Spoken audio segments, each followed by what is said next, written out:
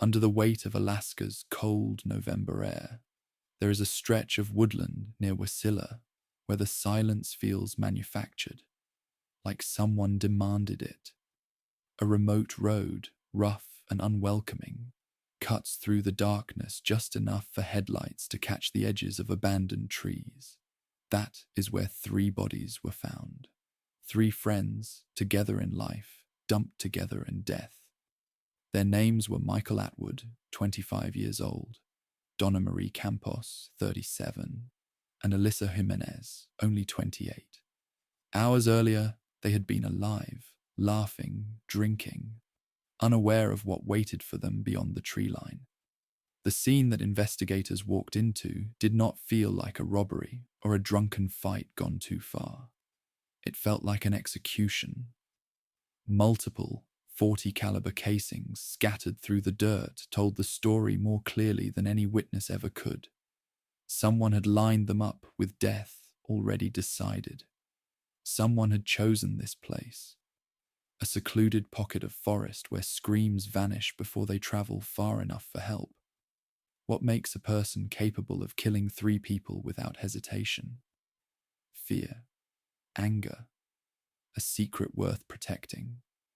Or is it worse? Someone who kills not because they must, but because they can. The troopers worked the perimeter, flashlights skimming over moss and mud, but the darkness hid motives better than it hid bodies. No weapons, no footprints clear enough to track, no sign of struggle, just silence, stillness, and death. Whoever pulled the trigger never lingered to admire the horror they created. They left quickly, confidently, as if the surrounding wilderness agreed to keep their secret. Early in the investigation, a name surfaced. A local man. Someone close enough to be plausible, suspicious enough to be interesting. Authorities searched his home and did find something illegal, ammunition. But there was no evidence tying him to the killings. He pled guilty only to a weapons charge. Then the door closed on him as a suspect. The triple homicide, the shootings, the moment 3 lives were taken, none of that stuck to him. And so, the case drifted back into its original state. Nobody charged. A killer unclaimed. That single fact is more terrifying than the bodies themselves. The families waited for a name, for someone to face, someone to blame. But as days turned into weeks and weeks into years, the investigation froze beneath the weight of uncertainty. Police still call it an active homicide investigation. But active doesn't mean solved. Active doesn't mean close. Active only means not forgotten. And yet, in crime labs and offices, cases like this gather dust in corners where hope goes to sleep. People in Wasilla don't talk about this one loudly. Not because they've moved on, but because nobody wants to acknowledge what the woods tried to bury. A murderer walked away untouched. A murderer watched 3 hearts stop beating and felt nothing. And that person still breathes Alaska's cold air, still walks through aisles in the local stores, still blends into everyday life like a shadow shaped as a human being. Maybe they knew something the victims didn't. Maybe they were trusted. Maybe the last thing Michael, Donna, and Alyssa saw wasn't a stranger in the dark, but a familiar face illuminated by a flash of gunfire. 3 bodies, 3 bullets too many. No justice, no closure, no reason. Just a silent stretch of road where the truth disappeared into the tree line and never came back. Tonight, that silence still waits there. And the killer who created it, they've had years to perfect the art of hiding. Deep in the Alaskan night, long after music and voices fade from bar lights into the wilderness, there is a point where trust becomes a gamble. That weekend, Michael Atwood, Donna Campos, and Alyssa Jimenez believed they were among friends. They spent their final hours together in familiar company, laughing inside a home where the cold couldn't reach them. There was no warning, no instinct telling them to leave, no sign that one of their last social nights would become the beginning of something monstrous. People in Big Lake and Wasilla often say that danger here doesn't look like danger at first. It looks like someone you greet at the gas station, someone who knows where you work, someone who stands close enough to hear when you speak. The three victims trusted the world around them until it turned. When authorities pieced together their final movements, they found an ordinary night playing out like thousands before it. Friends gathered, drinks poured, jokes shared, comfort felt. But somewhere, hidden behind these normal moments, something shifted. A decision was made. A target was chosen. And fear never got the chance to enter the room. The three left together. They drove into the darkness, unaware that every mile carried them farther from safety. They reached a remote, wooded road where even headlights seemed swallowed whole. Maybe they pulled over to speak with someone. Maybe they were forced to. Investigators never found enough to be sure. What they did find was a scene far too quiet. A forest that had listened closely, then refused to speak. Gunfire cut through the night. Quick, controlled, methodical. There was no time for anyone to run, no chance to fight back. The shooter knew where each would fall. They left behind bodies instead of witnesses, casings instead of answers, silence instead of motive. The forest became a graveyard made from secrecy. Hours later, one of the victims was missing, Alyssa. For a moment, hope flickered. Maybe she escaped. Maybe she ran. But hope died 2 days later when her body was found not far away, executed with the same cold precision as Michael and Donna. The killer hadn't lost track. The killer finished what they started. Troopers followed the only lead they had. A man in Wasilla who had been close enough to suspect. They raided his home. They found illegal ammunition. It was enough for a weapons charge. But murder, not even close. He walked away with little more than legal inconvenience. The dead were still dead, and the person who put them there remained untouchable. Since then, truth has lived in fragments. The community whispers that the killer must have been someone known, someone they trusted, someone who smiled before taking their last breaths away, because no one invites a stranger into their final night of laughter. The families live with questions that twist deeper every year. Who planned this? Why did it happen? How can 3 lives be removed so violently and leave no trail behind? There is a theory people fear more than any other, the simplest one, that the murderer never left, that the person who executed 3 friends has driven past their old homes, stood in the same checkout lines as grieving families, and heard the rumors about a killer still out there. Most crimes leave ripples. This one left none. That's what makes it unforgettable. Someone killed 3 people in the open space between trust and betrayal, and then slipped into ordinary life like nothing happened. Tonight, the woods still hold their bodies' silence, and the killer still holds their secret. The investigation widened like a wound that refused to close. In the days after the bodies were found, the quiet roads around Wasilla filled with patrol cars, troopers moving through the forest with measured steps, as if expecting the killer to still be watching from behind the trees. Evidence markers sat in the dirt like tiny gravestones. Casings glinted faintly under flashlight beams. Each piece told part of a story, but never the part investigators needed most. The precision in the killings suggested something deliberate, something rehearsed, something far colder than a spontaneous act of violence. Whoever pulled the trigger didn't rush. They didn't panic. They didn't linger. They simply finished their task and vanished into the night. The first major lead came in the form of a name, a man known in Wasilla, close enough to the victim's circle to raise suspicion. Neighbors whispered that he had a temper, that he owned guns, that he was the kind of person the police might look at twice. Rumors moved faster than facts, and soon this man became the center of the community's fear. Troopers searched his house, hoping for a breakthrough that would anchor the investigation. Inside, they uncovered unregistered ammunition, enough to arrest him on a federal weapons charge. Yet none of it linked him to murder. No blood, no gun matching the casings, no trace connecting him to the wooded road where the bodies had fallen. He was not the killer they needed, only a distraction fate had thrown in their path. They charged him, but the triple homicide slid out of their hands and back into silence. And so the case returned to the beginning. 3 friends, 3 bullets too many, a forest that swallowed every clue.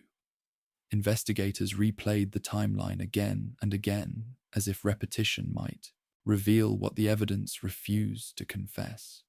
Why would someone kill not one, but all 3? Did the shooter know something about them? Something powerful enough to erase every witness? Or did the motive lie in a moment of rage, a split-second decision that escalated into an irreversible nightmare? The questions circled endlessly, tightening around the families like a noose. But nothing broke free. No pattern, no confession, no miracle lead. The most unsettling detail was how quickly the killer disappeared. The road should have provided tire tracks. The victims' phones should have recorded movement. Neighbors should have heard something. Gunfire, shouting, anything. But the night stayed unnaturally quiet, as if the forest itself had cooperated with the murderer. That eerie absence became the defining feature of the case. Not what was found, but what wasn't. In small Alaska towns, killers rarely go unseen. Word travels, behavior shifts, guilt leaves shadows on familiar faces. But months passed, then years, and no one emerged from the haze of suspicion with a story that made sense of 3 lives stolen in a single merciless act. Some troopers privately admitted the possibility that the murderer wasn't a stranger at all, that it was someone the victims trusted, someone they agreed to meet, someone who stood close enough to make the first shot personal. Trust is the most fragile thing in a remote community. Once broken, it scars everyone. People locked their doors earlier. They walked faster to their cars. They looked over their shoulders, not because they expected danger, but because they no longer knew who danger might be. To this day, no one has been charged. Not a single suspect has faced a courtroom for the crime that shattered 3 families.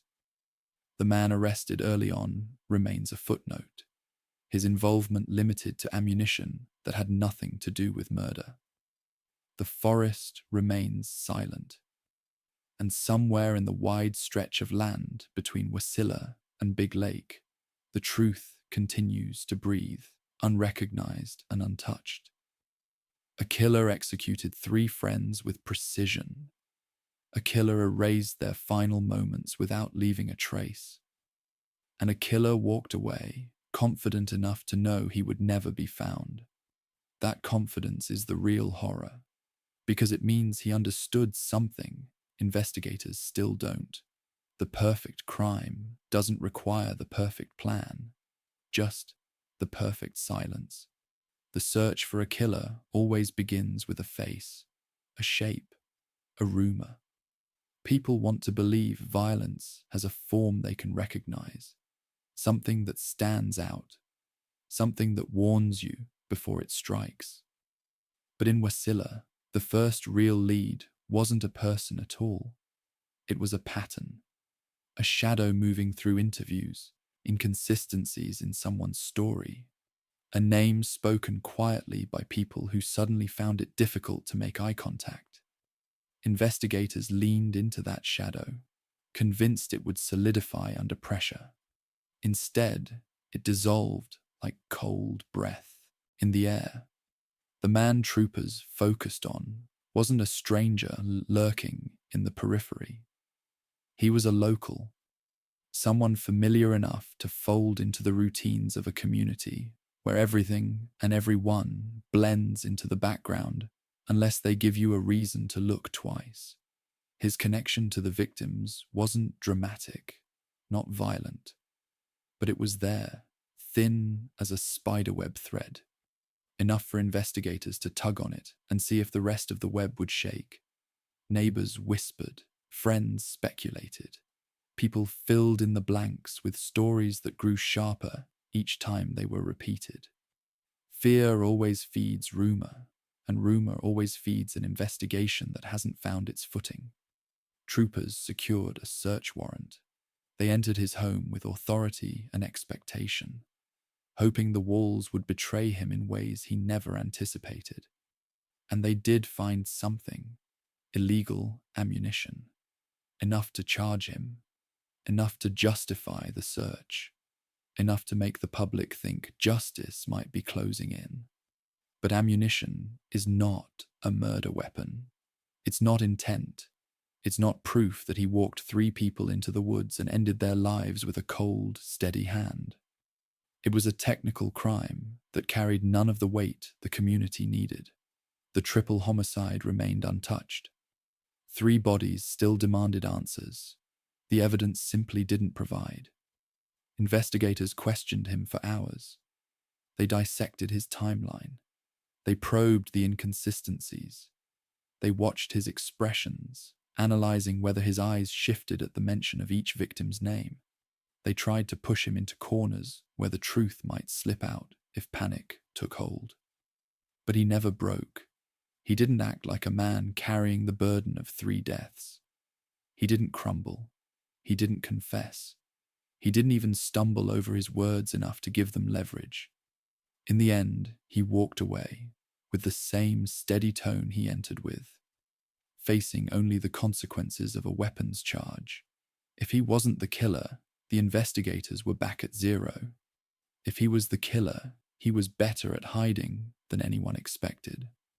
What unsettled the troopers most was not the lack of evidence. It was the precision of the crime itself. Someone had executed 3 people with chilling efficiency, left them in the woods without leaving a meaningful trace, and then vanished.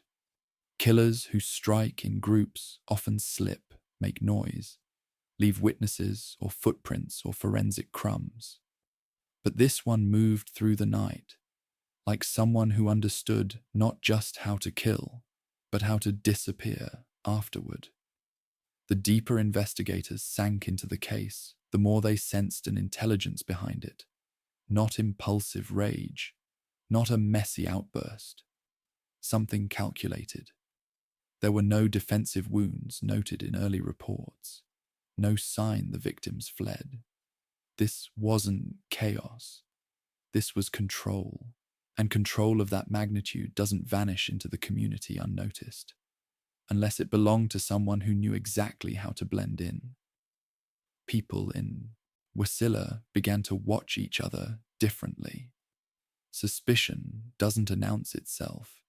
It settles quietly, changing the way conversations flow, the way greetings sound, the way neighbors lock their doors an hour earlier than they used to. It lives in the small spaces between glances. It thrives in unanswered questions, and every one of those questions pointed to the same terrifying truth. The killer didn't just escape.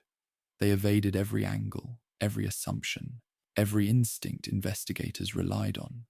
The search for that man, the one troopers had briefly believed was responsible, created a false sense of progress.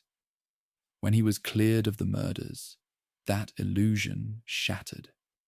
There was no backup suspect waiting in the wings, no next logical step. only the vast landscape of possibility stretching out in every direction, hiding someone who had demonstrated a frightening capacity for violence and secrecy. The killer didn't just leave the crime scene behind. He stepped back into everyday life, and no one had the faintest idea who he was. The longer investigators studied the three victims' final night, the more the silence surrounding the case began to feel intentional. It wasn't just a lack of evidence. It was as if every detail that should have led somewhere had been deliberately erased. The crime scene gave the impression of chaos frozen in place, yet the absence of struggle suggested something far more chilling. These three people didn't realize the danger until the moment a gun was raised. That kind of control doesn't come from luck. It comes from familiarity. The kind that lets a killer step close enough to fire without fear of resistance. Michael, Donna, and Alyssa weren't reckless. They didn't walk into a wilderness road with someone who frightened them. They weren't the type to follow a stranger into the dark without reason. Investigators, reviewing their relationships and recent activities, found nothing that suggested they were living in fear. Nothing pointing toward threats, debts, or grudges. That absence itself became suspicious. People don't usually die in groups of three, unless the moment that ends their lives comes from someone they trusted enough to stand beside. The man initially questioned was only a temporary placeholder for the community's fear, a name for people to whisper so they didn't have to face the possibility that the real killer might be someone they knew even better. When he slipped through investigators' fingers, cleared of the murders, the void left behind was larger than before. Rumors widened to include neighbors, acquaintances, old arguments, brief encounters, anyone whose name even faintly brushed against the victims' lives. It created a fog of suspicion where every familiar face carried the potential of being something darker. Behind closed doors, families asked questions they never imagined they would. Who had been present that night? Who seemed nervous afterward? Who stopped showing up to gatherings, to work, to simple everyday routines? Conversations at kitchen tables turned into makeshift investigations. People searched their memories for comments that felt off, gestures that seemed strange, moments they ignored because at the time they didn't matter. But memory, fragile and easily manipulated by fear, offered little. Investigators continued to break down the timeline, isolating every minute between when the three friends were last seen alive and when their bodies were found. Each hour of uncertainty felt like an accusation against logic itself. Someone had carried out these murders with precision, implying planning, motive, purpose. And yet the victims left behind no conflicts strong enough to ignite such violence. No enemies, no unstable relationships, no mistakes large enough to invite deadly retaliation. Every avenue that should have opened toward motive instead collapsed into emptiness.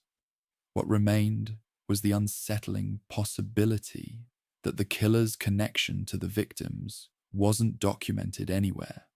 No messages, no sightings, no digital fingerprints. A relationship invisible to public record. And that invisible space is where investigators fear the truth often hides. In private interactions, in quiet resentments, in casual decisions that turn deadly when observed through the wrong lens. There is a universal instinct to believe murder has logic, that violence grows from a seed planted by anger or jealousy or desperation. But in Wasilla, no seed could be found, no trail of resentment, no escalating tension. The killer left behind only bodies, not answers. And that absence gnawed at the investigation from within, forcing troopers to accept a grim reality. They might not be looking for a person driven by motive at all. They might be looking for someone driven by opportunity. Someone who saw three people together at the wrong moment. Someone who acted not out of rage, but out of cold intention. Someone who moved with purpose and left no footprint behind because this wasn't their first time inflicting harm, or because they had waited for a moment like this their entire life. As days turned into months, a question began to linger like smoke over the entire investigation. If these three people weren't targeted because of who they were, then were they targeted simply because they were there? Randomness is a far more terrifying possibility than motive. Motives can be understood. Random cruelty cannot. And in the quiet corners of town, in the parking lots and dimly lit roads where Alaskans navigate their nights, that possibility grew into a fear no one wanted to say aloud.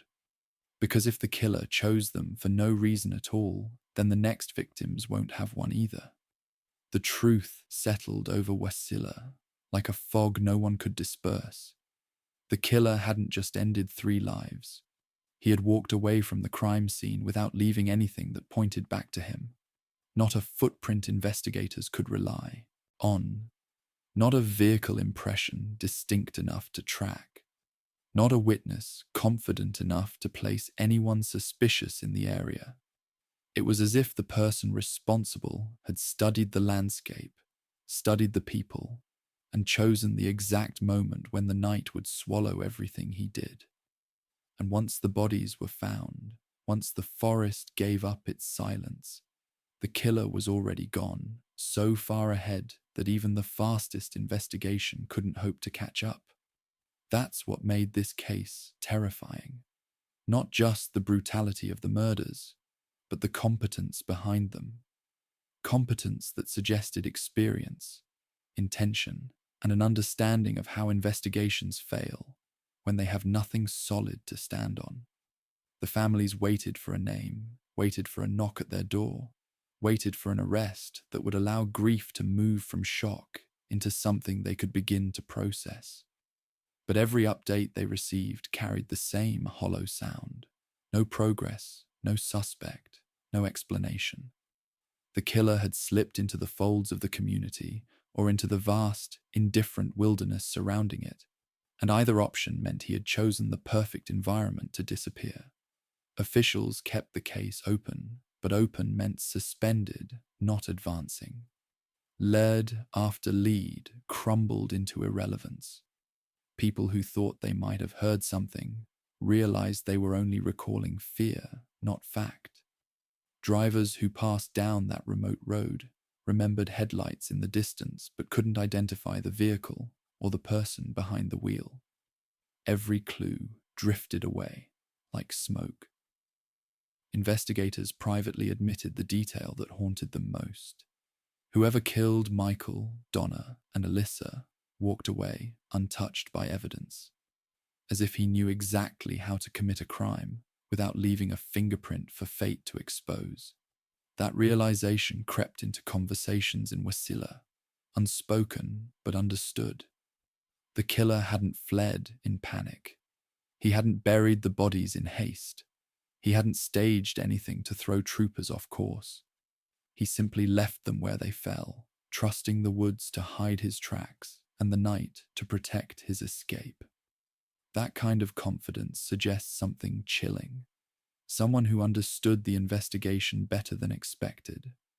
Someone who knew what police would look for and made sure none of it would be there.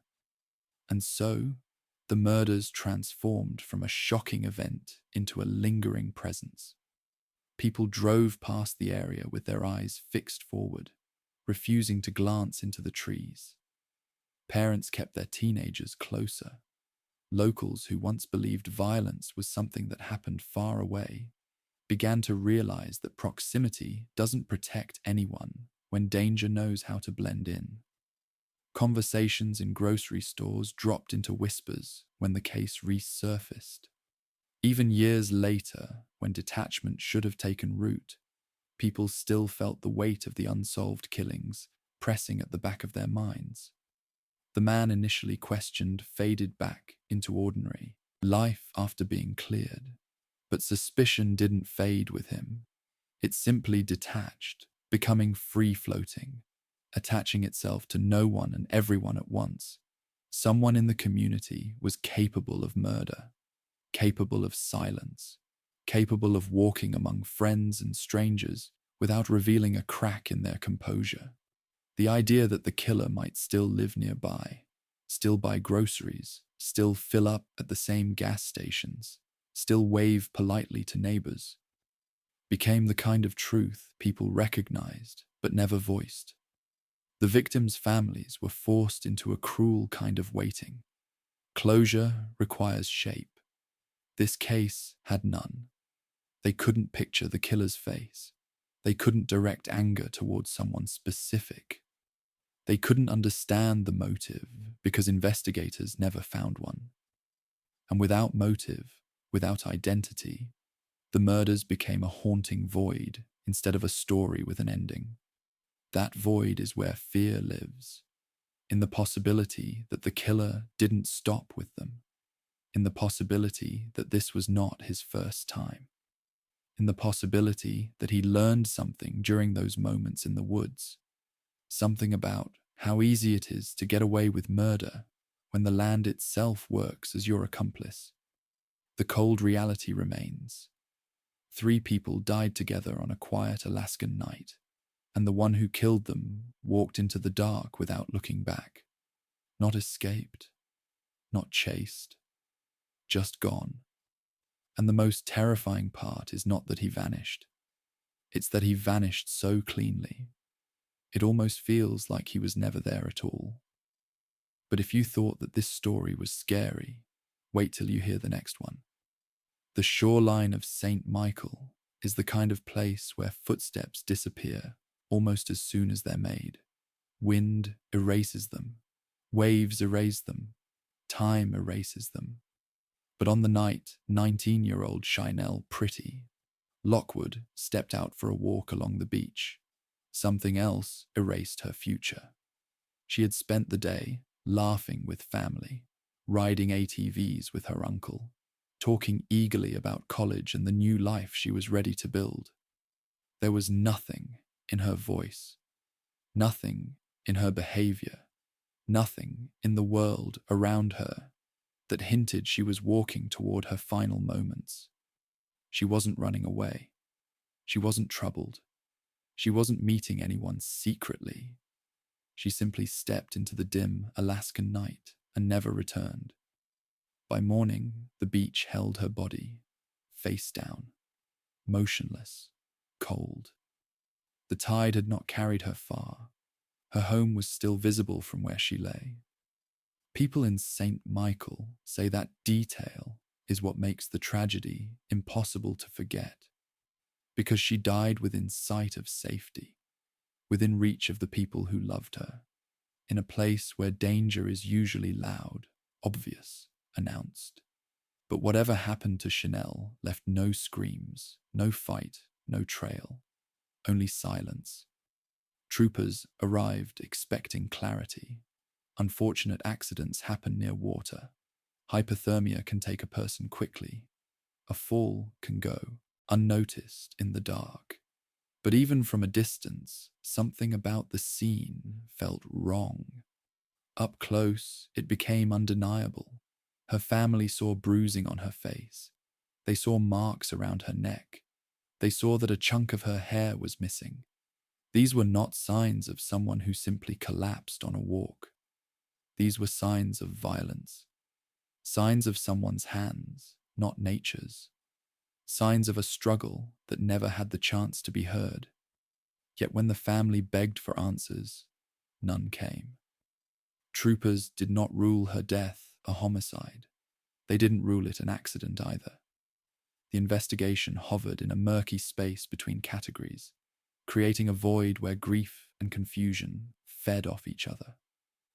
Weeks passed, then months. Still no cause of death released, no suspects named, no direction offered. Even her mother, who asked again and again whether investigators believed her daughter had been killed, was given nothing. Silence became the official language of the investigation. In small communities, silence is its own kind of terror.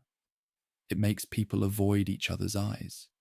It makes rumors replace facts. Some whispered that someone in the village knew more than they were saying. Others believed the killer wasn't local at all, that an outsider had attacked her and slipped away before dawn. Some said the truth was being withheld to avoid panic.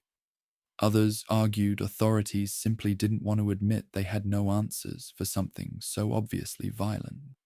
But whatever the theories, the fear was the same. Someone had harmed a young woman in their village, and no one knew who. Her uncle, who had been with her just hours before, insisted she wasn't suicidal. Friends said she was excited for school, for life, for everything that was coming next. Her mother said she had never been afraid of walking on that beach before. All of it pointed to one conclusion, the one no one wanted to put into words at first. She didn't walk to her death. Her death walked to her. As the months stretched on with no resolution, frustration hardened into something sharper. The community felt abandoned. Families felt unheard. Troopers maintained they couldn't release details because the investigation was ongoing. But to those waiting for answers, it felt like the investigation wasn't moving at all. The villagers watched the beach differently after that. Parents called their children inside earlier. Women walked in pairs instead of alone. People who once stood under the midnight sun without fear now looked over their shoulders at shadows that never used to matter. For Chynelle's family, grief fused with determination. Her mother refused to let her daughter's name fade into the long list of unsolved cases in rural Alaska. She spoke publicly. She pleaded for justice. She made sure the world knew the bruises, the marks, the missing hair, details that should have shaped the investigation, but seemed instead to exist on the margins of it. She knew what those signs meant.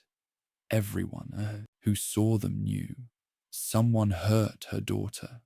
Someone ended her life. Someone walked away. And the longer no one was held accountable, the more unbearable the possibility became. The killer might still live nearby, still walk the same roads, still sleep in the same village, still look neighbors in the eye and nod as if he carries no secret at all. The greatest fear in St. Michael isn't that the case remains unsolved.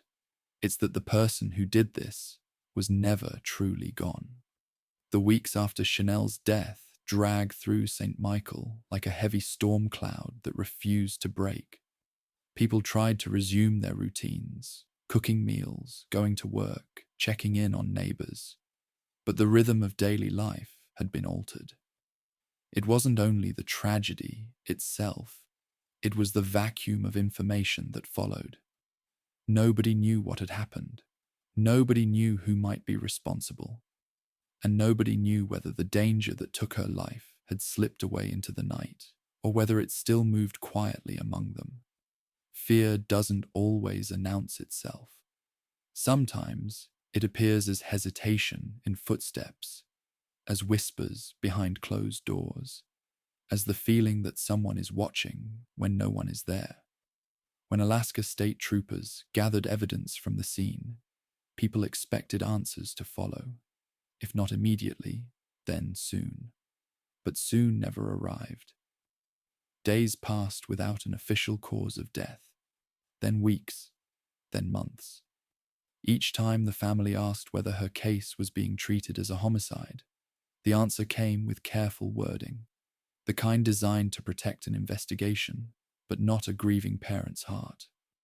They were told that they couldn't discuss details, that the investigation was ongoing, that releasing more information could jeopardize things, that patience was necessary. But patience is a luxury families don't have when the truth feels like it is being held behind a locked door. The uncertainty grew unbearable. Her mother described feeling as if the world had been split into two halves, before Chynelle's death, when everything felt whole, and after, when even the air seemed colder. She replayed her daughter's final day over and over in her mind, searching for signs she missed, even though deep down she knew there were none to find. A joyful ATV ride, a conversation about college, a smile, a hug, nothing that foreshadowed the violence waiting in the hours that followed, nothing that hinted at danger, nothing that prepared her for what she saw the next morning on the beach. The bruising on Chynelle's face, the marks around her neck, the missing hair. These were not the marks of an accident. These were signs of a struggle, silent, sudden, and devastating. The kind of violence that should have rallied investigators with urgency. The kind of violence that should have pointed clearly toward homicide. And yet, the official classification never came. That absence created a second wound, almost as deep as the first. Without acknowledgement of what happened, justice remained out of reach. Rumors filled the void, left by silence. Some believed the killer was someone she knew, someone she trusted enough to walk beside in the dark. Others thought it was an outsider, someone passing through who slipped away before morning light revealed what he had done. Theories twisted into new shapes with each retelling, as fear reshaped memory and memory reshaped suspicion. No two versions matched exactly, but each carried the same underlying terror. Whoever did this had moved through the village unseen, unnoticed, unchallenged. There were whispers that authorities knew more than they let on. Whispered frustrations that the investigation lacked urgency because St. Michael was small, isolated, indigenous. People spoke carefully, choosing words like stepping stones, but the meaning underneath was clear. They feared that if the same crime had happened in a larger city, answers would have come faster. They feared their daughter's death was being allowed to drift toward the edges of public attention, where cold cases never thaw. But Chynelle's mother refused to let her slip into that darkness. She talked to reporters. She shared what she saw on her daughter's body. She demanded transparency, demanded justice, demanded that her daughter's name not be buried under the phrase, "still under investigation." Her voice became the only steady force in a case swallowed by silence. She forced the world to remember what law enforcement had not yet solved. Her daughter was harmed by another human being, and that person had not been found. The villagers began looking at each other differently. A man who walked alone at night drew suspicion. A stranger passing through drew extra stares. Even friends who once gathered without hesitation felt a thin wall between them now, because trust had been shattered in the most intimate way. Someone had taken one of their own, and no one knew who. In a place as small as St. Michael, not knowing is worse than anything. And as the months continued with no answers, a darker thought settled into the minds of many. If the killer was one of them, he had grown comfortable watching the investigation stall, comfortable walking through the village unnoticed, comfortable returning to everyday life with the knowledge that no one could prove what he had done. The silence didn't just hide the truth, it protected the person who took her. And that is why the fear in St. Michael has never truly faded, because the only thing more terrifying than a killer is a killer allowed to stay. Rumors have a way of spreading faster than truth, especially in a village as small and tightly knit as St. Michael. When official information dries up, people start filling the gaps themselves. They lean on instinct, on fear, on half-heard comments and imagined motives. And soon, the story of what happened to Chynelle Pretty Lockwood stopped belonging solely to investigators. It became something the entire community carried, reshaped, and feared. In the absence of answers, whispers became the only language people trusted. The rumors didn't start maliciously. They started because silence creates pressure, and pressure needs release. Some said she had argued with someone earlier that evening, though no one could agree on who. Others claimed they saw a shadowy figure on the beach around the time she went missing. One person swore they heard something in the night, a sound too soft to identify, but too sharp to dismiss. None of these accounts were verified. None of them matched each other, but each added a new thread to a growing tapestry of speculation that tightened around the village like a noose. Some residents believed a stranger was responsible. They imagined an outsider slipping through town unnoticed, watching from the edges of the community, waiting for an opportunity. They pictured someone unfamiliar with the land, but familiar with violence. Someone who left the village before the sun rose, taking the truth with him. It was a comforting theory, in a way, because it meant the danger was gone, carried away on the same wind that erased Chynelle's footprints. But others feared something more intimate. They wondered if the killer was someone who walked among them every day, someone who smiled in passing, someone who attended community events, offered condolences, shook hands with searching relatives.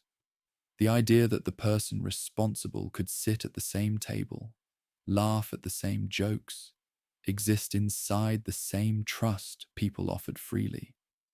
That possibility chilled the village far more than the idea of a wandering outsider. It meant the threat wasn't a visitor, it was a neighbor. Chynelle's family felt the weight of these shifting theories acutely. Her mother, looking at the marks on her daughter's face and neck, knew she had been attacked. She knew it wasn't an accident. She knew her daughter didn't fall, didn't drown, didn't simply collapse under the sky. And yet, without an official acknowledgement of homicide, the family was left to battle not only grief, but doubt. Doubt in the investigation, doubt in the explanations, doubt in the community around them. Those closest to the case began to speak in cautious tones. Some villagers claimed they heard stories about men behaving strangely that night. Others mentioned individuals who stopped going out, who kept to themselves more than usual after the death. But when pressed for names, many hesitated. In a community this small, accusing someone without proof isn't just dangerous, it's destructive. And yet, the fear that the killer might be someone familiar meant that no one could fully trust anyone anymore. Children who once roamed freely were now walked to school. Families who used to gather on the beach for evening fires avoided the shoreline after dark. Women traveled in pairs, even for the shortest trips. People locked their doors earlier. Conversations became thinner, marked by pauses where once there had been laughter. The village didn't simply lose a young woman. It lost its sense of safety. And through it all, the rumor that haunted people most was the one they rarely said aloud. What if the killer had done this before?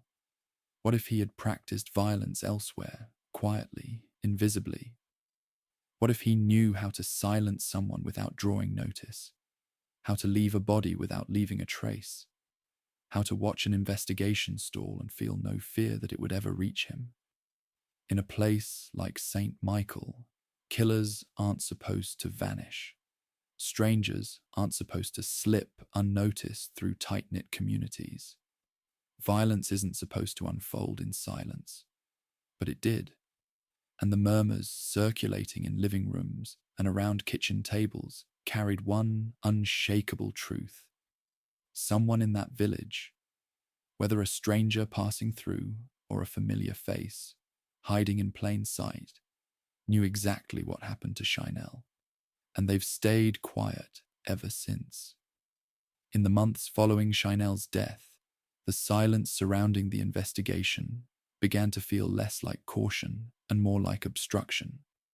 Her family waited for clarity, for officials to confirm what seemed obvious from the start, that the marks on her neck The bruising on her face, the missing hair, all pointed toward homicide.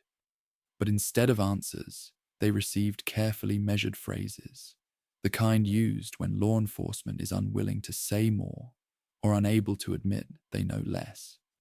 The troopers insisted the investigation was active, ongoing, delicate. They told the family that releasing information could compromise the case. But each time they said those words, the family watched weeks become months, and months become a hollow ache where truth should have lived. For a mother who had seen her daughter's injuries with her own eyes, that silence was unbearable. She knew what violence looked like. She knew what an accident didn't look like. And she knew her daughter had been harmed by another person. Yet officials refused to label it what it was. That refusal deepened the wound. How can a mother grieve when even the cause of her child's death remains hidden behind sealed lips and procedural caution? As time stretched on, villagers noticed a shift, not in the investigation itself, but in the way the troopers spoke about it. Their updates became vaguer, shorter, more guarded. Some residents interpreted that as strategic restraint, assuming investigators were protecting crucial leads. But others felt something more unsettling, that the troopers weren't withholding answers. They simply didn't have them. And if they didn't, then the killer had slipped past them entirely. This uncertainty created a kind of fracture within the community. People who once trusted law enforcement began to question whether the case was receiving the attention it deserved.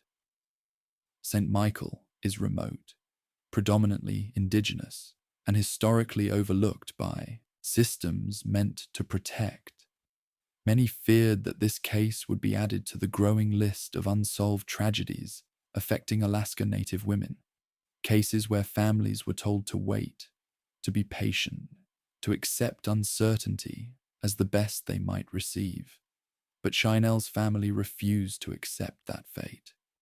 Her mother, driven by grief sharpened into purpose, spoke openly about the injuries she had seen. She demanded transparency. She demanded action. She demanded that her daughter's name not vanish into a case file gathering dust. She fought against the quiet erosion of attention that so often follows cases from isolated villages. And because of her voice, the silence surrounding the investigation began to feel less like stillness and more like pressure. Pressure on troopers, on community leaders, on anyone who might know more. Yet even with this pressure, no new revelations emerged. The investigation remained locked in its careful stance, offering nothing more than reminders that it was ongoing, a word that increasingly felt like a placeholder for stalled progress. The villagers, watching from the sidelines, began to feel that the truth was not simply unknown. It was being buried by the weight of procedural caution, jurisdictional distance, and the fear of admitting failure. The most painful part for the family was not that the killer had not been caught. It was that no one could even confirm that a killer was being sought. Without an official homicide ruling, the investigation floated in a space too unclear to inspire confidence or hope. And every day spent in that uncertainty drove home a terrifying possibility. If the case was not being treated as murder, was anyone truly hunting the person who took her life? This question changed the way people saw their town. If a killer had done this and left, then the village had survived a brush with danger. But if he was still there, still walking the same roads, still entering the same stores, still passing by the same homes, then every moment of silence became an act of concealment. And every day, without answers, became an insult to the memory of a girl whose future had been stolen. The beach where her body was found became a symbol of that unresolved truth. People walked past it with lowered eyes, avoiding the place where innocence had ended. The tide continued its eternal rhythm, washing the shore clean each day, erasing traces of what had happened there. But for the family, nothing washed away, nothing faded, nothing softened. Chynelle's mother said her greatest fear was not that her daughter's case remained unsolved. It was that people would forget. And in communities like St. Michael, forgetting is the final death, worse than silence, worse than mystery, worse than fear. Because forgetting means the killer gets exactly what he wanted, and the family refuses to let that happen. Her mother's voice became the only force strong enough to cut through the fog that had settled over the investigation. But even as she fought to keep her daughter from fading into the growing list of unsolved tragedies, the silence from officials began to take on a life of its own. It wasn't just absence. It felt like resistance. Every request for updates ended in the same phrases: ongoing, sensitive, under review. And yet nothing changed. The community felt suspended in time, as if the moment Chynelle's body was found had never truly ended. People continued living, working, gathering, but underneath everything stretched an unease that wouldn't settle. Her death had carved an invisible scar across St. Michael, and the uncertainty of how it happened kept that wound open. In small communities, grief doesn't stay private. It spreads. It reshapes relationships. It alters the way people look at each other. Some villagers avoided the family out of discomfort, unsure what to say, frightened by the rawness of their loss. Others became fiercely protective, rallying around the mother, pushing for answers with their own voices. But even that solidarity was fractured by the constant tension between wanting justice and fearing what justice might reveal. If someone in the village had done this, then demanding answers meant tearing open the fabric of the community itself. The mother continued speaking publicly, refusing to let anyone look away from the truth of her daughter's injuries. She described the bruising, the kind that doesn't form without force. She described the marks around the neck, the kind left when someone fights for breath. She described preparing her daughter for burial and realizing that part of her hair was missing, ripped out. These details were not rumors. They were facts. And every time she shared them, she exposed a contradiction that the community could no longer ignore. The evidence pointed toward homicide, yet officials still refused to confirm it. This contradiction hardened the fear already circulating in St. Michael. If law enforcement wouldn't call it a murder, what did that mean? Did they not have enough evidence? Were they protecting someone? Were they struggling with jurisdictional obstacles? Or worse, had they quietly decided that the case would never reach a resolution, even while publicly insisting otherwise? Each possibility fed the growing dread that the killer had not only escaped, but had escaped with the system's help, whether intentional or not. The villagers began to talk in private about signs they'd noticed before the death: changes in someone's behavior, strange comments, sudden withdrawal. But these observations were fragile, built from memory distorted by trauma. No one dared accuse anyone aloud. In a place this small, an accusation can destroy a life. And without proof, suspicion became its own kind of violence, spreading quietly from home to home like a cold wind that seeped through every crack. Through all of this, the mother held on to the one thing she feared losing most: her daughter's story. She repeated it wherever she could, to reporters, to advocates, to anyone who would listen. She said her daughter was excited for college, for independence, for new beginnings. Chynelle wasn't troubled. She wasn't reckless. She didn't disappear into risk willingly. She walked onto that beach because it was home, safe, familiar. And someone took advantage of that. To the mother, forgetting was unacceptable. She had watched too many cases fade in Alaska, too many young Native women whose names were once spoken with urgency and then slowly swallowed by time and bureaucracy.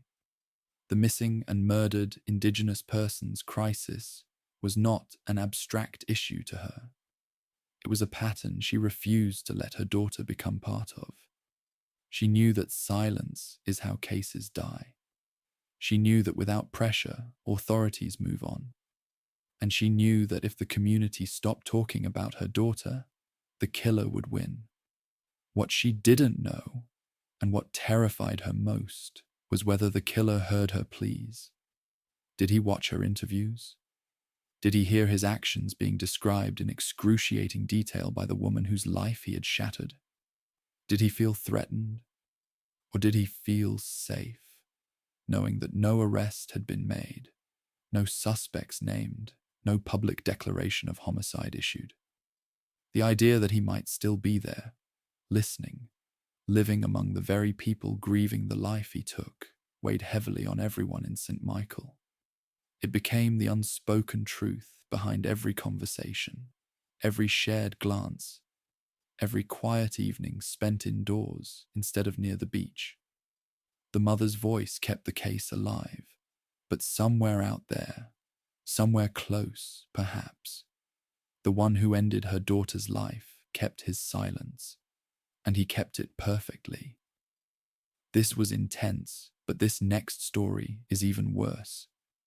The longer the investigation dragged on, the more the silence around it began to feel like a presence of its own, heavy, watchful, alive.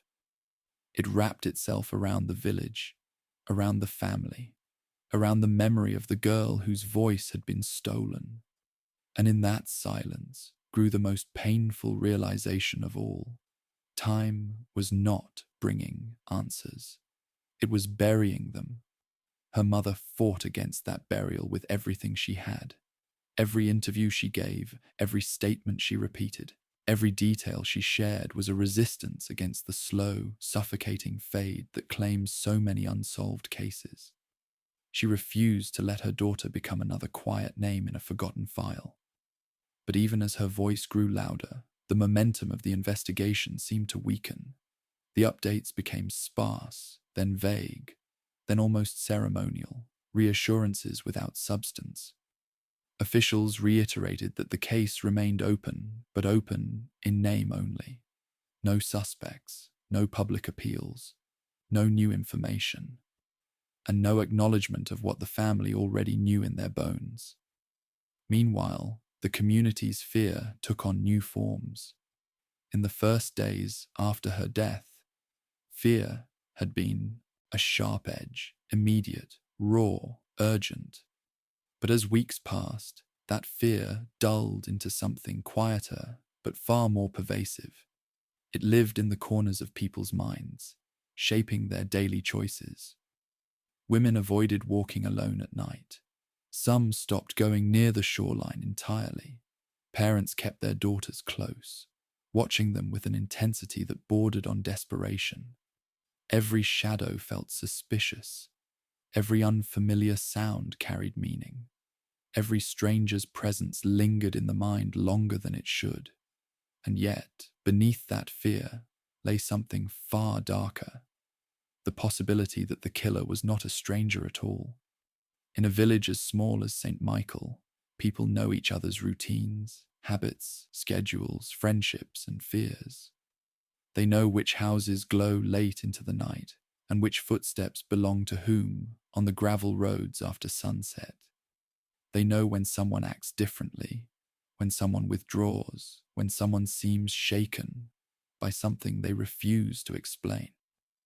That kind of familiarity is comforting, until it becomes a reminder that the person responsible might be living among you, blending in effortlessly, hiding in plain sight. This possibility haunted the family most of all. Her mother wondered constantly if she had unknowingly spoken to the person who hurt her daughter, if she had walked past him at the store, if she had stood behind him in line. if he had watched her grief with empty eyes. The idea made her sick, but it also strengthened her determination. She refused to let him win through her silence.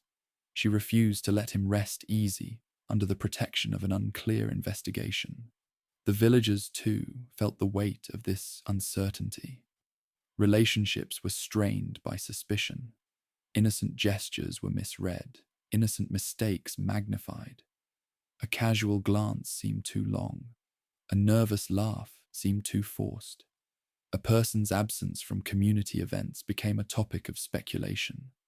Trust is a fragile thing, and once broken, it does not heal. It calcifies into something sharp enough to cut anyone who touches it. Yet even as suspicion grew, there was another, quieter truth that frightened people even more. What if the killer wasn't staying hidden out of fear? What if he wasn't hiding at all? What if he knew, in the coldest, most calculated way, that there was nothing to fear because no one was coming for him?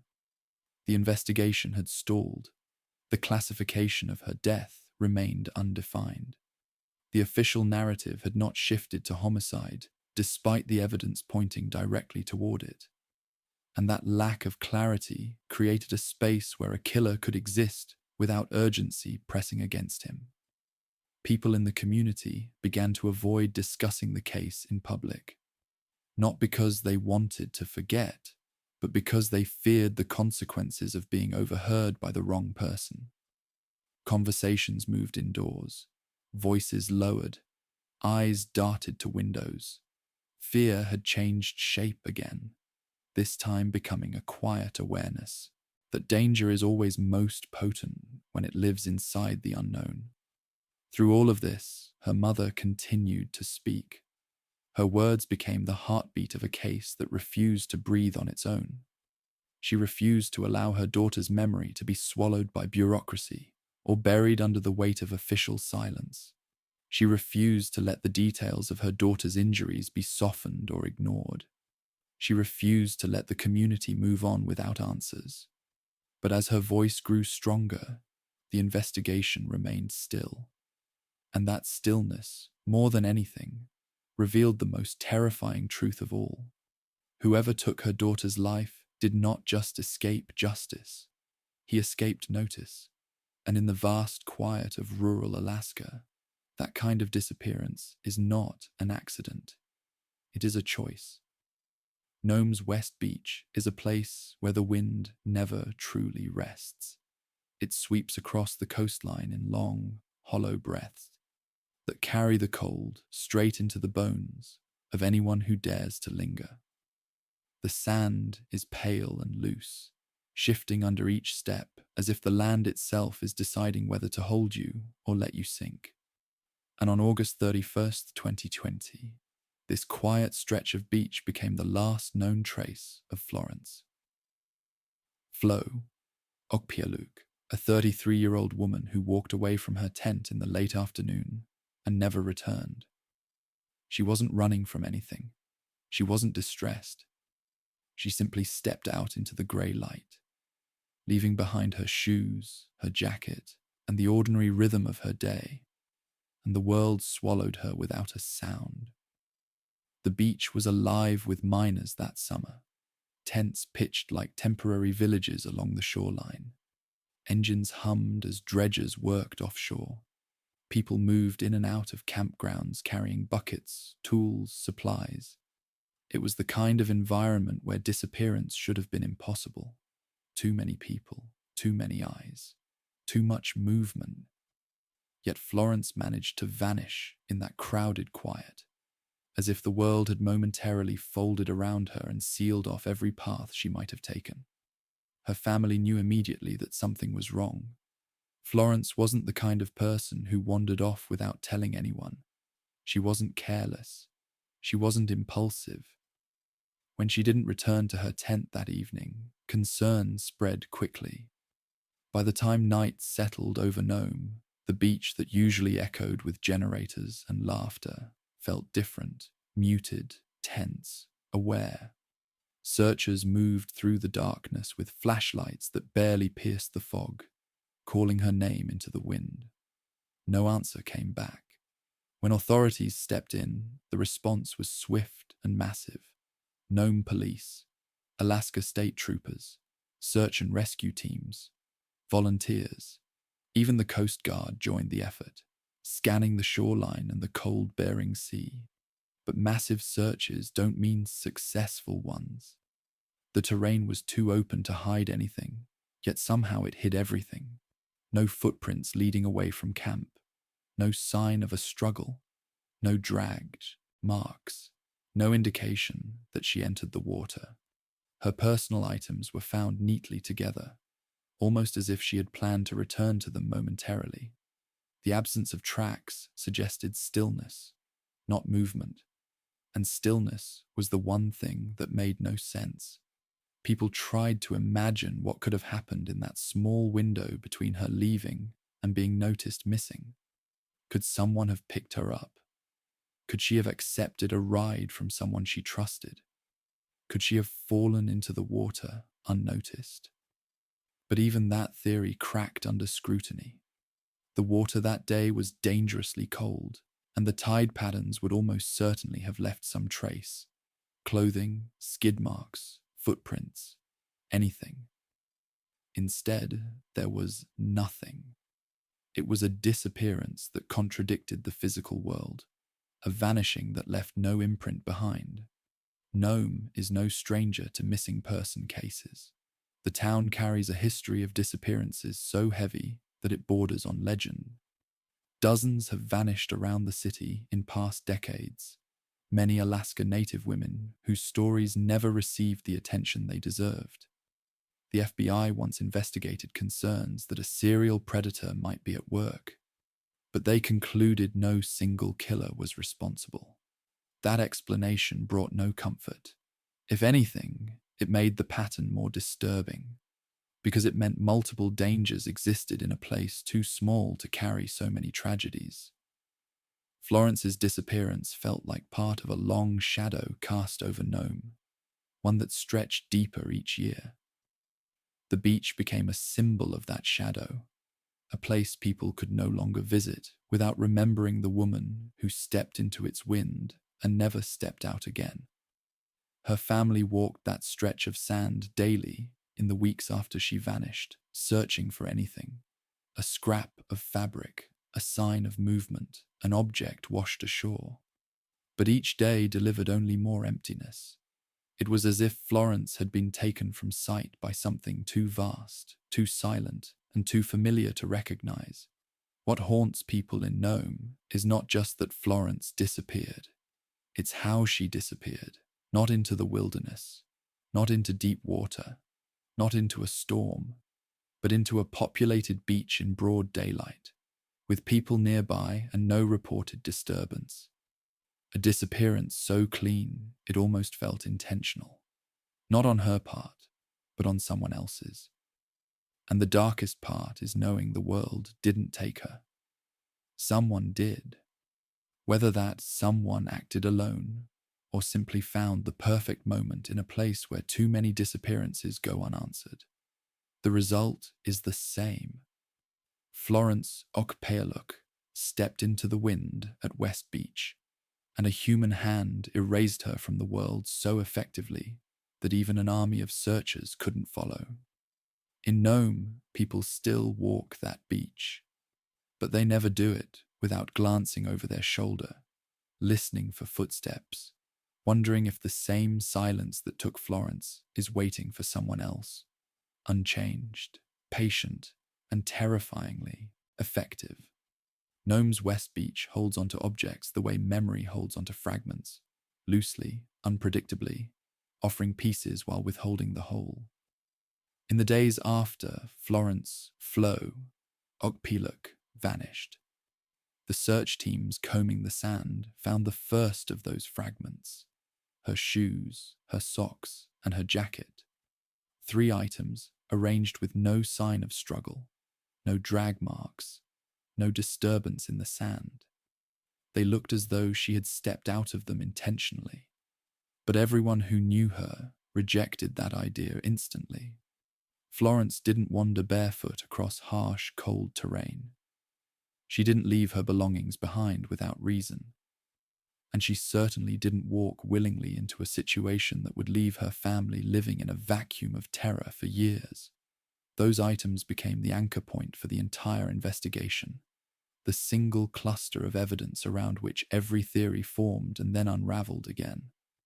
The neatness of it was wrong. The placement was wrong. The timing was wrong. If Florence had intended to return to the tent, she would have kept her jacket. If she had met someone unexpectedly, there should have been footprints, hers or the person's.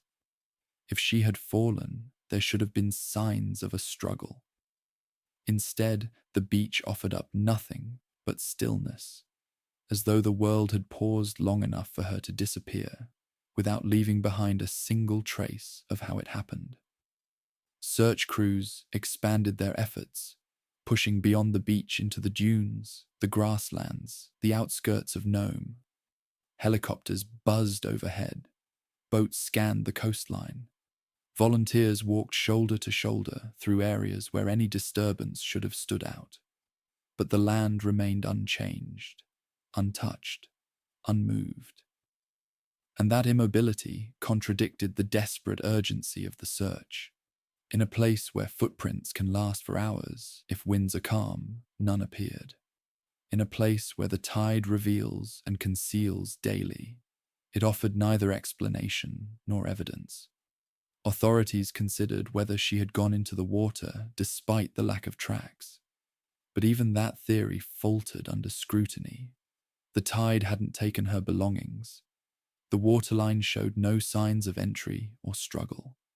And clothing doesn't end up neatly collected if someone is swept away. The more investigators examined the site, the less nature seemed responsible. The environment did not hide Florence. Whatever happened to her stepped outside the boundaries of accident. This eerie absence forced Nome to confront its own history, a history stained by disappearances that form a pattern too consistent to ignore. Between 1960 and 2004, at least 24 people went missing around Nome under similarly unclear circumstances. The cases spanned decades, involving both men and women, but Alaska Native women were disproportionately represented. For many in the community, Florence's disappearance wasn't an isolated tragedy. It was another chapter in an ongoing crisis, one that had already taken too many and answered too few questions. The FBI had investigated concerns of a serial killer years before, only to conclude that no single predator was responsible. That conclusion did not bring comfort. Instead, it suggested something worse, that multiple dangers lurked in and around Nome, and that Florence may have encountered one of them on the day she left her tent. People began to wonder whether her disappearance was the result of an opportunistic act, a person passing through, someone who saw an opening and took it, or someone familiar enough with the beach to know exactly how to approach unseen, how to act fast enough to leave no evidence, and how to vanish into the fabric of Nome without drawing attention. The personal items left behind became a haunting reminder of how quickly a life can be disrupted. Her shoes, symbols of movement; her jacket, symbol of protection; her socks, symbol of comfort. All left behind as if she stepped out of her life in the middle of a breath. Her family clung to those objects, knowing that they were not just evidence. They were the last physical proof that Florence had been there at all. They were the only things the world returned when everything else was taken. People walking the beach in the days following her disappearance found themselves scanning the horizon differently. The vast openness that once felt calming now seemed predatory, a space capable of swallowing someone whole. Even miners who had worked there for years found themselves glancing over their shoulders more often, wary of a silence that suddenly felt too complete. Nome is a place that lives with its mysteries, But Florence's disappearance sharpened them into something colder, more deliberate. The most unsettling part is how the moment of her disappearance remained suspended in uncertainty. She walked away at 4 p.m. Daylight, people around, voices, engines, movement. Not the kind of conditions where a person can simply cease to exist. And yet she did. Someone acted in that narrow space between visibility and invisibility, between noise and quiet, between presence and erasure. Her belongings stayed behind. Her steps did not. And the question that Nome has never been able to shake, the question that keeps families awake at night, that keeps searchers scanning the shoreline each summer, that keeps mothers holding their daughters closer, is simple and devastating. If Florence, surrounded by people, disappeared without a trace, how many others could too? The disappearance of Florence Okpealuk spread through Nome like a cold front, slow, creeping, and undeniable. People felt it before they fully understood it. They heard that a woman had gone missing on West Beach. They heard that search teams were already out. They heard that the FBI had joined. But beneath the urgency lay something deeper, an old familiarity, the unsettling recognition of a pattern that Nome had lived through too many times before. Disappearances, in this town, were not rare anomalies. They were echoes, and Florence's echo was louder than most. Nome's history with missing persons cases stretches back decades, a shadow that touches almost every family in some way. Between 1960 and 2004 alone, at least 24 people vanished under circumstances that never found solid answers. Men and women, young and old, locals and visitors. Some walked out of bars and were never seen again. Some left home for a short walk and disappeared before reaching the next street. Others vanished from the edges of the sea, the wind, or the tundra. And when these cases accumulated, people started whispering theories. Someone was preying on them. A serial predator. A hunter moving through town unnoticed. The stories grew heavy enough that the FBI stepped in years ago to determine whether a single killer was responsible. The conclusion they reached was chilling, not because it solved anything, but because it didn't. There was no single predator, no defined pattern, no one shadow to blame. Instead, a more horrifying truth emerged. Multiple dangers existed, layered over time, shaped by alcohol, isolation, weather, violence, opportunity, and sometimes human cruelty. Florence disappeared into that history, like another thread woven into an already tangled tapestry. Her case didn't begin as part of a crisis, but it became one almost instantly. When the search teams found no trace of her, not even footprints leading away from the tent, Nome stiffened with recognition. This was how other stories had begun.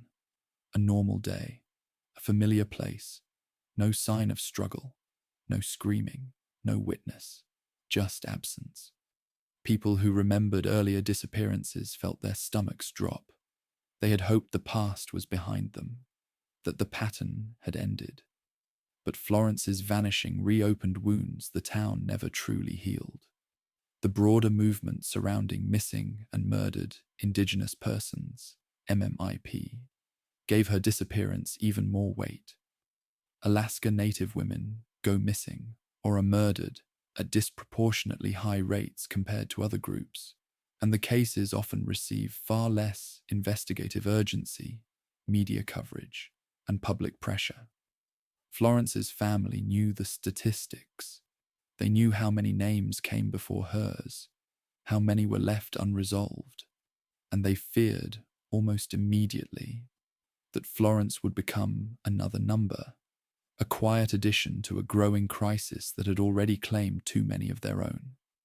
The urgency behind the search became fueled not just by hope, but by fear of history repeating itself. People in Nome whispered that if Florence was not found quickly, she might never be found at all. The coastline holds secrets too easily. The tundra hides footprints with frightening efficiency, and predators, whether human or environmental, move quickly here. The community's fear sharpened each day that passed. As more days slipped by, Florence's disappearance transformed from an urgent search to a symbol of everything the community had been fighting against for years. It became a reminder of how vulnerable Alaska Native women remain, how slow justice can move in remote places, and how easily a life can be erased without the world taking notice. Families of previous missing loved ones felt their grief resurface. They knew the routines too well, the endless phone calls, the vague official statements, the waiting that hollowed them out. They reached out to Florence's family, not only with sympathy, but with a terrible shared understanding. They knew the pattern. They knew the fear. They knew the silence. The national conversation briefly shifted toward Nome. Journalists highlighted the crisis. Advocates demanded transparency. But attention is a fickle thing. It burns bright, then flickers, then fades. The people in town saw that cycle happen too many times to trust it fully. They watched as interest waned, even as the crisis remained unchanged. They watched as families were left asking questions long after the world had moved on. And they began to fear that Florence's story, too, would fall into the growing archive of unsolved tragedies. What makes Florence's case so haunting is not just that she disappeared. It's that her disappearance fits too comfortably into a familiar shape, one carved by decades of loss. A woman steps away from a tent. A woman takes a short walk. A woman vanishes. And the land offers no explanation, as if swallowing her into its vast, indifferent quiet. The weight of this history settled heavily on the community. Every new missing person flyer reopened old wounds. Every unanswered question strengthened the sense that Nome was trapped in a cycle it could not break. And every day that Florence remained missing solidified a truth the town already knew too well. Disappearances here do not come from nowhere. They come from a place Nome has been trying to outrun for generations. And Florence's absence, sudden, silent, and unresolved, became the latest reminder that the cycle still isn't broken, and the shadow that haunts Nome has not loosened its grip at all. Florence's disappearance had already shaken Nome, but what followed in the weeks after turned the unease into something heavier, something that seeped into conversations, into routines, into the everyday rhythm of the town. People began looking at West Beach differently, not as a place defined by industry or community gatherings, but as a fault line where the ground itself seemed capable of swallowing a person whole. The beach carried a long history of missing individuals, but this time the fear settled deeper, because the gap between possibility and danger had become impossible to ignore. Women in Nome, especially Alaska Native women, had always understood the unspoken rules of survival. Don't walk alone at night. Watch who's nearby. Trust your instincts even when they whisper. But Florence disappeared in daylight, with people nearby, with movement all around her. The rules hadn't just been broken, they had been rendered meaningless. The MMAQ crisis wasn't a distant statistic here. It lived in homes, in family albums, in memorial services that came too often. It shaped the way mothers spoke to their daughters, the way women planned their errands, the way men walked their relatives to their cars after dark. It shaped a collective awareness that danger in Alaska doesn't always appear as a stranger. It often appears as an absence, a person gone, a name added to a list, a family waiting for answers that never come. Florence's disappearance amplified that awareness into a fear that felt personal, immediate, and suffocating. As search efforts intensified, the community rallied with determination that bordered on desperation. Volunteers scanned every inch of the coastline, dug through kelp beds, searched the tundra with aching legs and burning lungs. But each day ended the same way, with nothing. The land returned no clues. The sea offered no answers. The silence grew heavier, pressing against the families who had already lived through similar losses and now watched another tragedy unfold with painful familiarity. People who remembered earlier disappearances saw patterns emerging where officials saw none. They pointed out the timing, the lack of tracks, the disturbing neatness of the personal items left behind. They mentioned past cases where women vanished under circumstances that seemed impossible. They recalled how many of those cases drifted into quiet, unresolved status, marked by minimal headlines or short-lived investigations. They knew the cycle. They had lived inside it. And they feared Florence was being pulled into the same current. Her family felt that fear most intensely. Her mother, her daughter, her siblings. They waited for calls that came too rarely, for updates that delivered no progress, for a shift in tone from authorities that never arrived. They watched other families gather in their living rooms, offering food and comfort and shared tears, each visit reminding them that the grief of losing someone in Nome was not unique but communal. The crisis didn't belong to any one family. It belonged to all of them. And that collective suffering forged a terrifying unity. Everyone understood that Florence could have been anyone. As days blurred into weeks, frustration hardened into resolve. Advocates for MMIP used Florence's story to amplify alarm bells already ringing across Alaska. They pointed to the disproportionate number of Indigenous women who vanish. They highlighted the failures, jurisdictional confusion, slow responses, underfunded investigations that often plague cases like these. They demanded urgency, demanded national attention, demanded accountability from agencies that had long overlooked remote communities. Their voices grew louder, but the silence from the land where Florence vanished remained absolute. This contrast between the rising chorus demanding justice and the unchanging emptiness of West Beach deepened the community's grief. The beach didn't care about their pleas. The wind didn't care about their protests.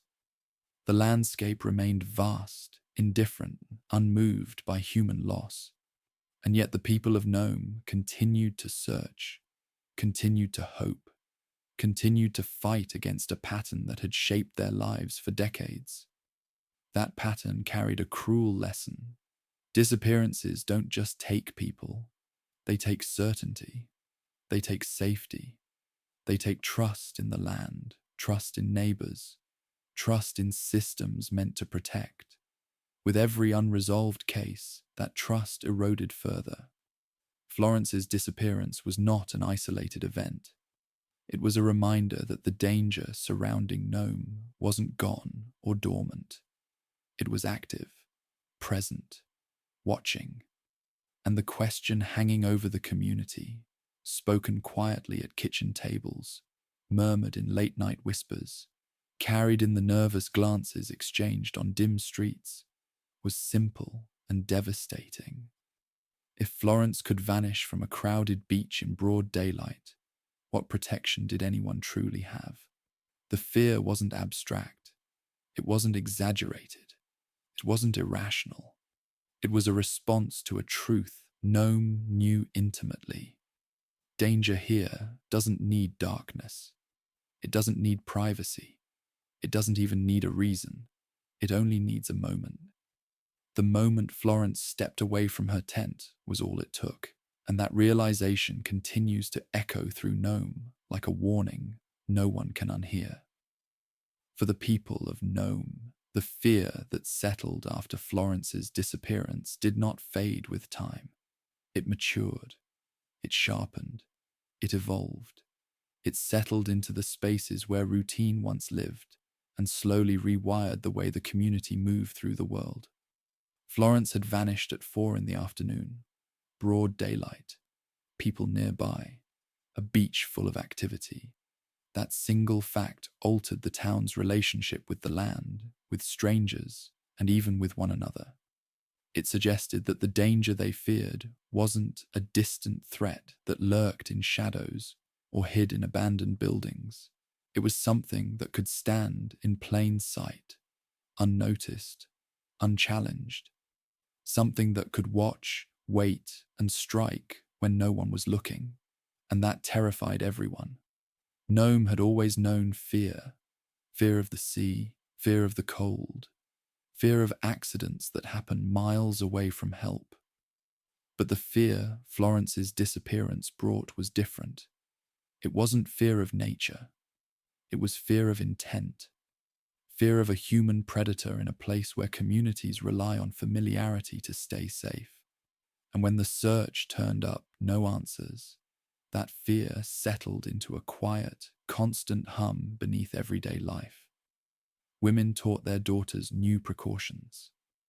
Men walked their sisters and mothers to their cars, even in daylight. People looked twice at everyone they passed, searching for signs of guilt where none could be proven. The uncertainty surrounding what happened to Florence grew into a collective paranoia that Nome struggled to swallow. Some people believed she had been taken by someone from outside the community, a traveler passing through, a seasonal worker, a miner, someone who blended easily into a temporary landscape and left before anyone connected the dots. Others whispered that the person responsible had to be local, someone who knew the rhythms of the beach, the blind spots in the tents, the exact moment to approach without being seen. Someone who had watched Florence long enough to choose the perfect moment. Someone who woke up the next day and went about life as if nothing had happened. Which fear was worse? No one could decide. As the days passed, the community's frustration with the investigation deepened. People questioned whether enough had been done. They wondered why, despite the massive search effort, no clues emerged, no tracks, no belongings beyond the first items found, no sightings, no confirmed leads. They wondered if the investigation had missed something early, if crucial hours had slipped away before anyone realized the severity of the situation. They wondered if Florence's case would be treated differently had she not been an Alaska Native woman in a remote town, already burdened by a long list of unresolved disappearances. This tension seeped into everyday interactions. Conversations that once felt casual now carried caution. People read each other more intensely, searching for signs of deception in voices and glances.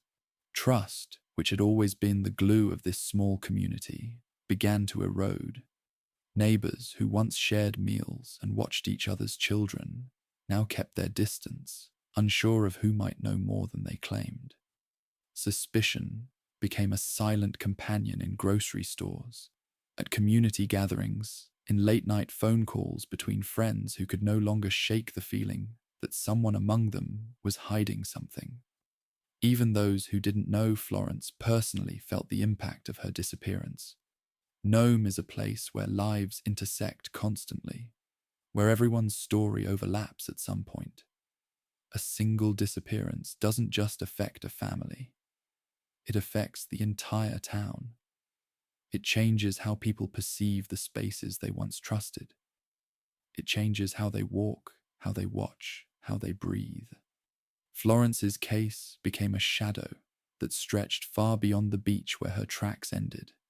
And then there was the most chilling possibility of all. What if Florence hadn't been the first person this individual took?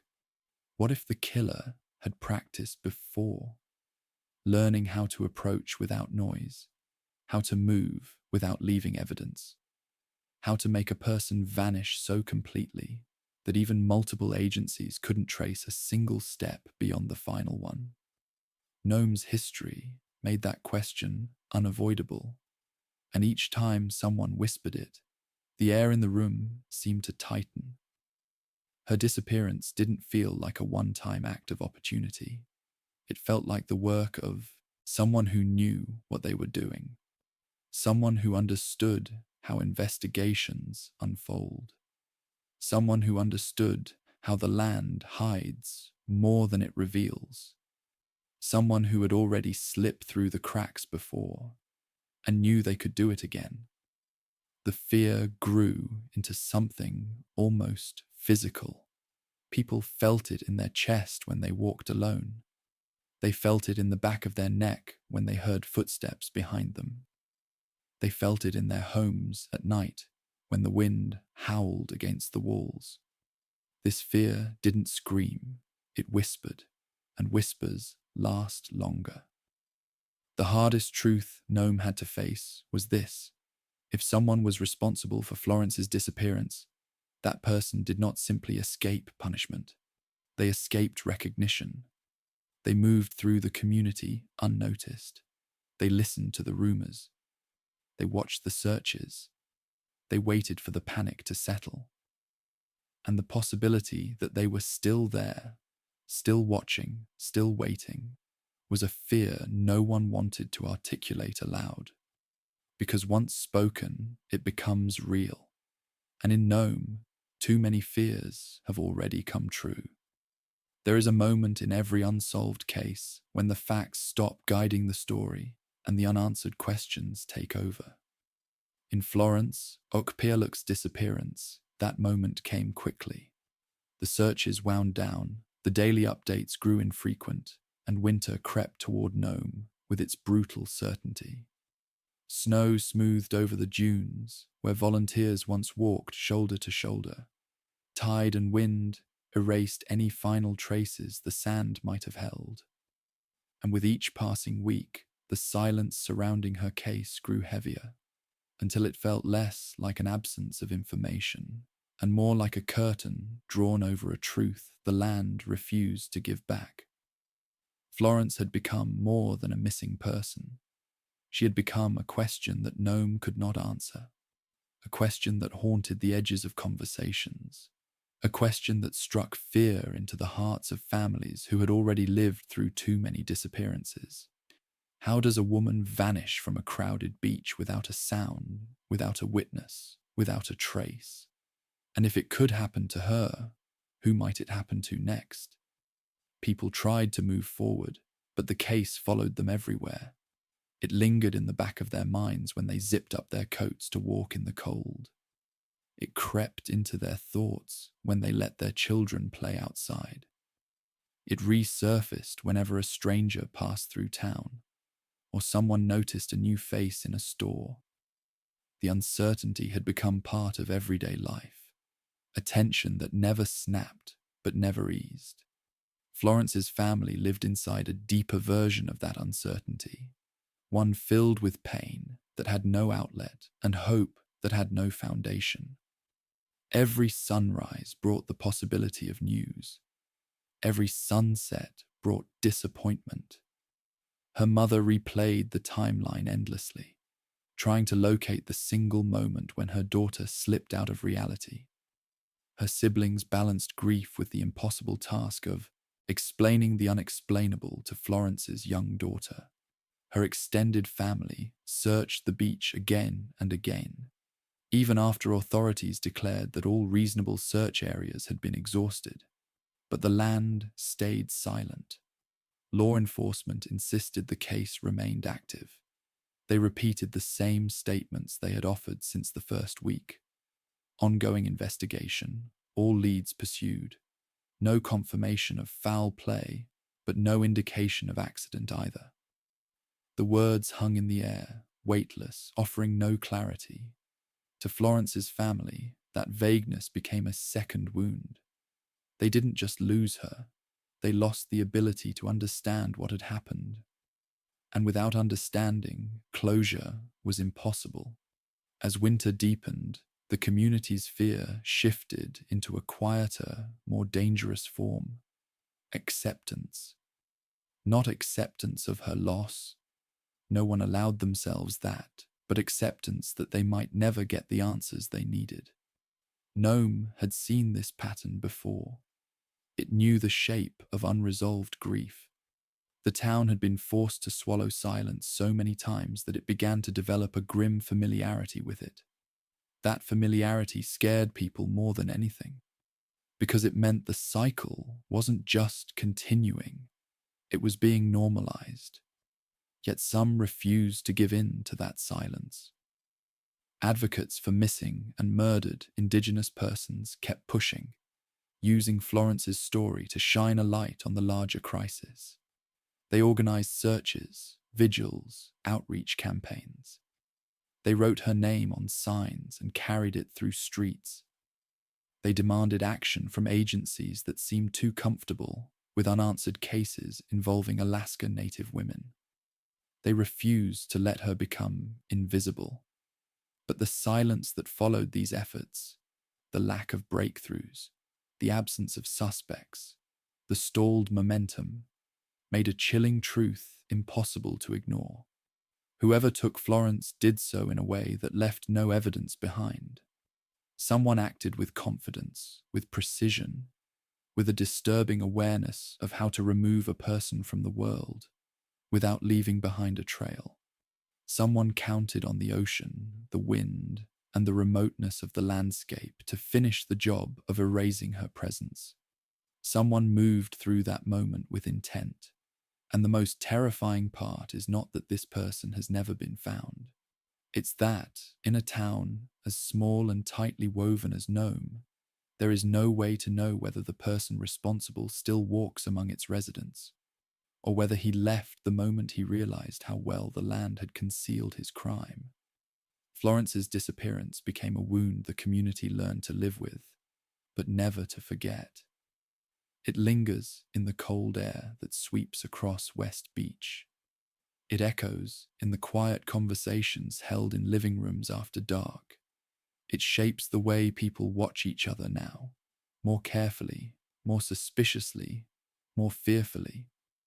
Her story ends not with answers, but with awareness. Awareness that someone was bold enough to take a woman in daylight. Awareness that large-scale searches can fail. Awareness that a human predator can move through Nome and slip away like a ghost. And until the truth surfaces, if it ever does, the silence left behind by Florence Okpealuk's disappearance will remain the most haunting part of all.